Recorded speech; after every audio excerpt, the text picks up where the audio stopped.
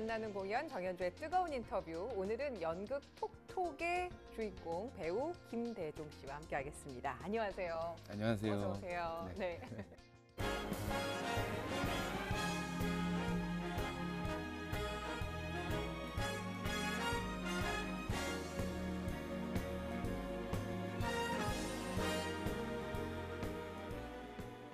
저는 잭더리퍼의 그 냉혈한 언론의 언로 역할로 우리 김대종 씨를 처음 무대에서 뵀었는데 이번엔 연극 무대에 서셨어요. 네.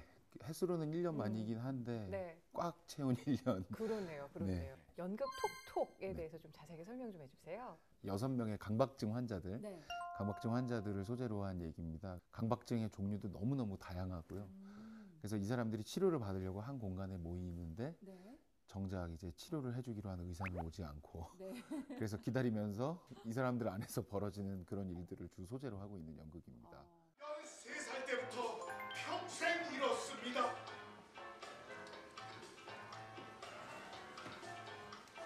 가스불을 그냥 켜놓더라고요. 아니요, 가스 밸브로 안 잡는 것 같아요. 제가 절대로 선을 밟지 못하는데요. 여기 바닥에 선이... 이 아가씨, 지금까지 모든 말을 2번씩 반복하고 있어요. 13개월 반이면 410일, 9,840시간. 두루로 하면 59만 400분, 초로 하면 3,542만 4,000주란 말이다. 그룹 치료도 좀 효과적이긴 하던데요. 자기 소개나 할까요? 네? 손가락 하나만, 그래 딱 하나만. 날 위해서. 이거 그룹 치료 아니에요? 박사님이세요?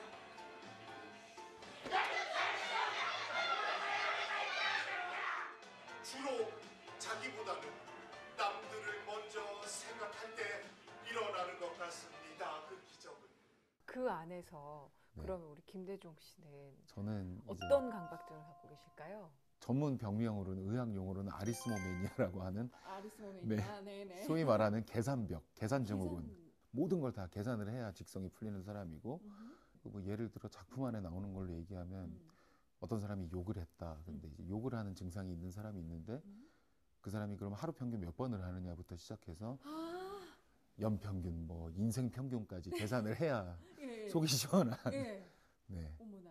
이야, 대충 계산해도 하루에 1152번 욕을 하시네. 진짜 미쳤다. 죄송합니다. 아니, 계산이 나오니까 정확하게 미쳐 보이네. 아직 안 끝났는데. 연평균까지 가보죠. 1152 곱하기 360으로 하면 42만 480번. 인생 평균까지 가보죠. 42만 480번에 50년을 하셨으니까 평생 동안 2102만 4천 번을 욕하고 살아. 그걸 소화해내는 배우로서도 굉장히 쉽지 않으셨을 것 같은데 어려움은 없으셨어요? 정말 힘들었습니다. 대사 자체도 어렵고요. 그다음에 어쨌든 프랑스 작품이긴 한데 우리 걸로 가져오다 보니까 계산도 어차피 다 새로 했어야 됐고요. 무엇보다 이제 계산이 토치 하나라도 틀리면 안 된다라는 강박 때문에 그렇네요. 작품 외적인 또 다른 강박이 생겨서 프랑스 작품이라고 말씀을 하셨는데 유럽 전역에서 굉장한 인기를 얻은 작품이라고 알고 있어요. 어떤 매력이 있을까요? 일단은 프랑스 작품들이 뭐 다 그렇진 않겠지만 그래도 대부분의 작품들이 굉장히 따뜻한 정서나 메시지들을 많이 담고 있거든요. 이 작품도 역시 그렇고요.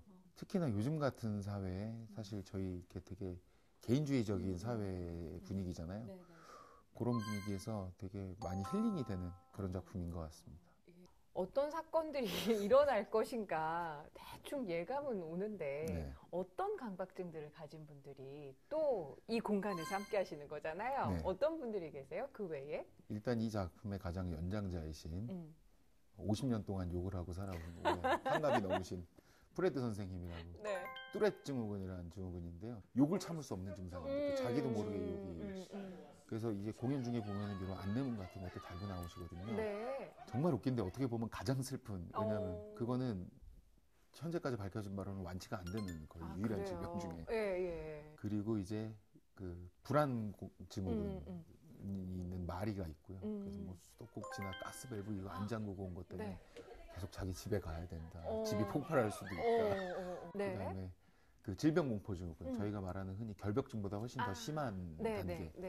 그래서 항상 뭐 어떤 접촉이나 이런 것도 두려워. 매번 손 씻어야 되고. 그렇죠. 네. 사람들이 여럿 있는 공간 자체도 불편하고. 못 가고. 그다음에 이제 같은 말을 2번 하는 증후군, 동어 반복증하고 반향 언어증이라 그래서 남이 했던 말을 자기도 모르게 막 여러 번을 따라하는. 네, 그게 이제 릴리. 예. 손지은 배우와 이진희 배우. 네네. 네, 이 증후군이 아주 사랑을 많이 받고 있습니다. 예. 이게 2번 하다 보니까 저희는 되게 그렇게 생각을 안 했는데 관객분들이 굉장히 귀여워해 귀엽거든요. 네. 네. 그리고 배역들이 다 예쁘시잖아요. 네. 그리고 이제 마지막으로 선과 대칭 증후군. 그래서 선을 밟지 못하는 선공포증, 그다음에 대칭을 맞춰야 되는 밥 역할에 김영철과 김지휘 배우가 이렇게 하고 있습니다. 그러시군요. 네. 아니 근데 지금 저는 설명만 들어도 그들과 함께하는 그 뭐 뱅상 역할로서의 우리 김재종 배우뿐만 아니라 나머지 분들도 이렇게 좀 같이 좀 힘들어지실 것 같은데 그럼요. 그러진 않으셨어요? 제일 웃긴 순간이 실제로 작품 안에 그런 대사들이 있거든요. 이 미친 사람들이랑 도대체 1시간 20분 동안 뭘 하냐고. 여러 명이 순간순간마다 이 사람들 진짜 미쳤네. 여기서 막 집에 가고 싶다 그러고. 그나마 난 증세가 약한 편인데 막 서로 이런 얘기를 하고 이게 너무 웃긴 거죠. 그 손지훈 배우가 릴리 역할의 손지훈 배우가 동화 오빠, 반복을 하시는. 오빠 저 진짜 미친 것 같아요. 왜 그랬는데 어디 갔다 왔는데 뭐 사람들이랑 얘기하다 보는데 나도 모르게 내가 2번 얘기하고 있다. 근데 너무 신기한 건 내가 깨닫고 그만해야지 그랬는데 2번 얘기해야 속이 시원하더라는 거예요. 근데 지금 이 공간이 상담을 기다리는 그 강박증 환자들이 모여있는 공간인데, 그래서 좀 소품들을 보면 좀 의미 있는 것들이 좀 있는 것 같아요. 뒤에 그림도 그렇고, 뭐, 앞에 또 보면 모노폴리도 있어요. 이 또 어떤 소품인가요? 이게 이 공연의 백미입니다. 6명의 강박증 환자들이 의사 선생님이 안 오니까 기다리면서 그럼 우리가 게임이라도 하자 그래서 모노폴리를 하는데요. 그냥 상상해 보시면 됩니다. 그 6명의 강박증 환자들이 모노폴리를 하면 무슨 일이 일어날지. 2, 3, 4, 5, 6, 7. 하나, 둘, 셋, 넷, 다섯, 여섯, 일곱. 다들 제발 부탁인데요. 말 움직일 때 제 말 좀 안 건드려 주시면 안 될까요? 제 말이 자꾸 선에 닿아요. 왜 자꾸 제 말을 건드리는 거예요? 왜? 안돼, 이탈리아잖아.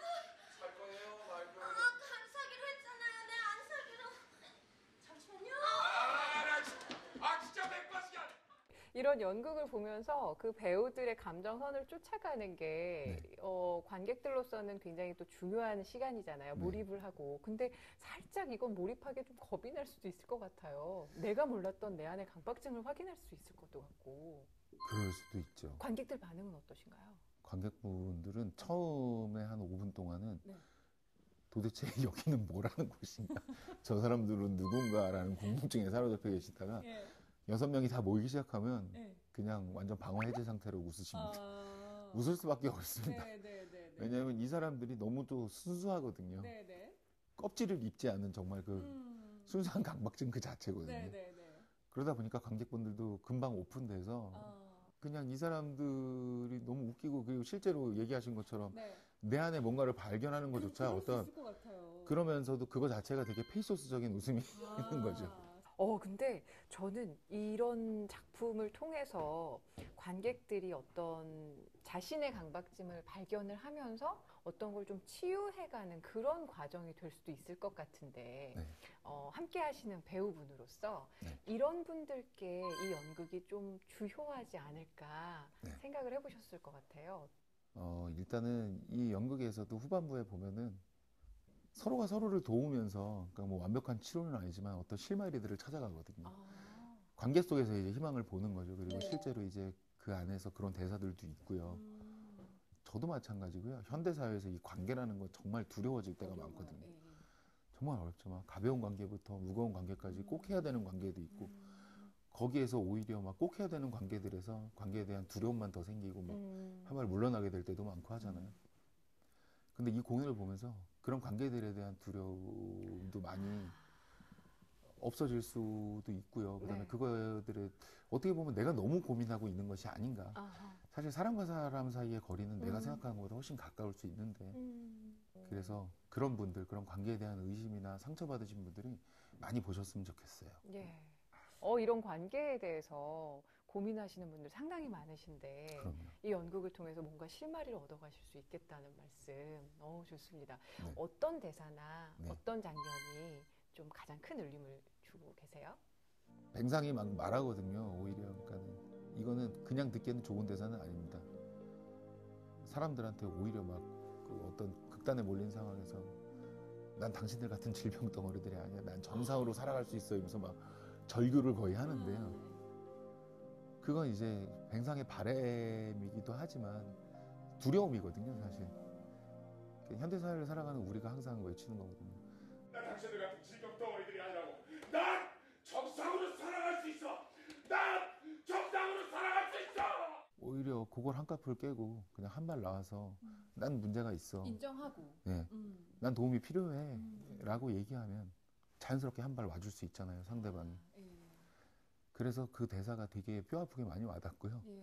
또 하나는 내내 그 욕을 하시던 뚜렛 증후군 프레드 선생님께서 마지막에 인사하면서 그래도 이 질병이 장점도 있다고 하시는 얘기가 있는데 장점이 뭐냐. 진짜 욕을 해도 사람들이 몰라.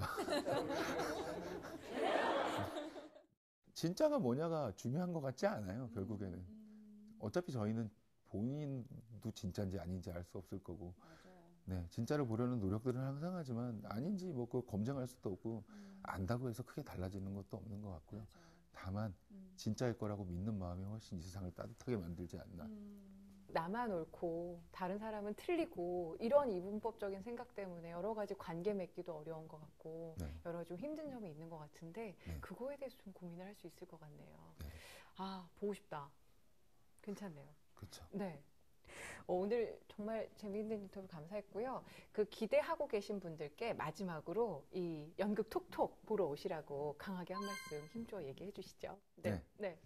연말에 다들 따뜻함을 원하시잖아요. 네. 뭐 가족이든 혼자건 커플이건 아니면 단체시건 네. 그냥 누가 오시던지 간에 정말 극단적인 경우에 혼자 앉아서라도 따뜻함을 느끼실 수 있는 공연입니다. 예. 네. 그렇기 때문에 그냥 주저 말고 공연장에 오셔서 저희랑 같이 따뜻함을 느껴보셨으면 좋겠습니다. 알겠습니다. 네. 오늘 김재종 배우님과 저는 또 새로운 관계가 형성이 된 것 같은데. 아, 그럼요. 예, 오늘 이렇게 따뜻한 인터뷰 해주셔서 고맙습니다. 감사합니다. 감사합니다. 네. 네. 고맙습니다. 네.